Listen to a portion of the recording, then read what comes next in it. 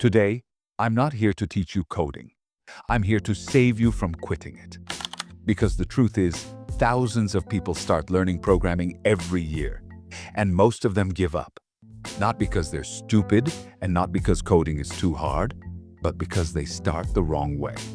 The biggest problem beginners face is confusion. There are too many languages, too much advice, and everyone online is saying something different.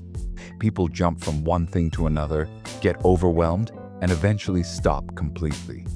One of the biggest lies about coding is this idea that you should just pick any language and start. It sounds motivating, but it's dangerous. It's like walking without direction. You'll reach somewhere, but probably not where you actually want to go. Most people fail at coding for simple reasons.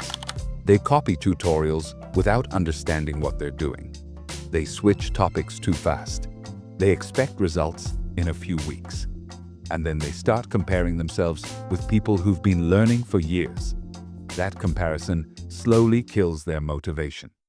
If you've ever felt dumb while trying to learn coding, listen carefully. You're not dumb. You didn't fail. You just followed the wrong system. Here's a simple rule that actually works. One language, one goal, and 90 days. Don't try to learn everything. Don't chase trends. Pick one language, choose one clear goal, and give yourself 3 months without switching or comparing.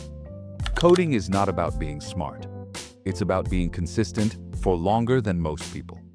Before learning syntax or watching more tutorials, your first job is clarity. Know why you're starting, know what you're focusing on, and stop listening to everyone at once. In my previous video, I explained which programming languages actually make sense to start with in 2026, especially if you're a beginner.